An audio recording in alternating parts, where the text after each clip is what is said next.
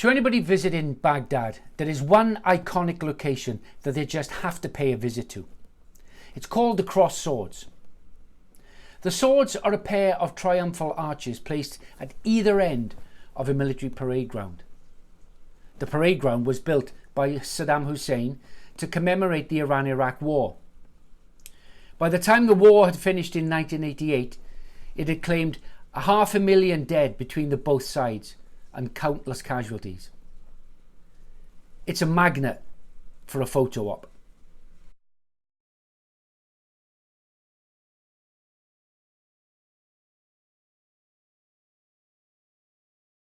The two arches consist of a pair of outstretched arms that appear to be exploding out of the ground, each holding a sword. The swords weigh 24 tons each and at their highest point are 40 meters above the baking tarmac. The hands that hold them are Saddam Hussein's, the likeness captured with plaster casts that were used by the architect to sculpture the four enormous bronze statues. Iraq didn't have a foundry that could make the hands, so they were cast in the UK.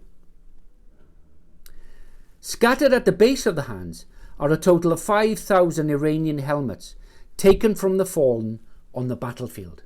Well, actually, there are 4,999 because I have this one. There are two holes in this helmet. This one was used to attach the helmet to the concrete. But this one in the front is far more sinister. This pencil has a diameter of 7 millimeters and it fits nicely into this hole with a downward trajectory. The thing that made this hole was a bullet fired from a Kalashnikov AK-47, the most popular assault weapon in the world, that fires a bullet of just over 7 millimeters in diameter.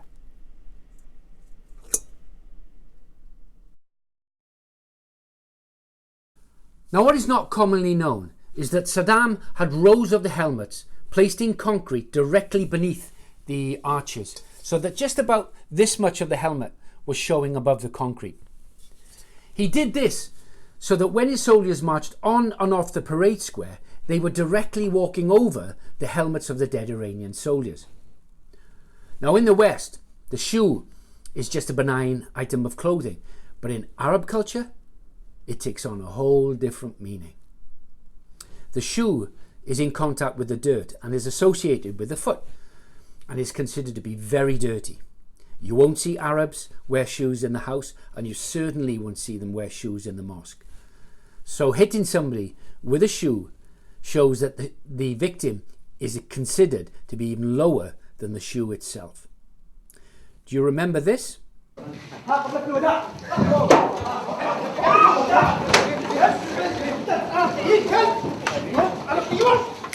So what if the guy threw a shoe at me? Saddam Hussein treated people with utter contempt, something which he paid a heavy price for. I've spent over 3 years working in Iraq. Between 2005 and 2007, I was in Basra and Baghdad. More recently, I was in Mosul in the north of the country as the fighting raged against Islamic State. The history in Iraq is absolutely astounding. Well, after all, this area is called the cradle of civilization. Everywhere I visited, whether it's at the Ziggurat of Ur, the birthplace of Abraham in the south, or in the north, doing archaeological work for the documentary Gaugamela, Alexander's Lost Battlefield, I've always tried to be a tourist as much as possible. One of the most moving stories I've come across was that of the Marsh Arabs. They live in the vast wetlands in the southeast of the country. The wetlands suggested by historians as the location for the Garden of Eden.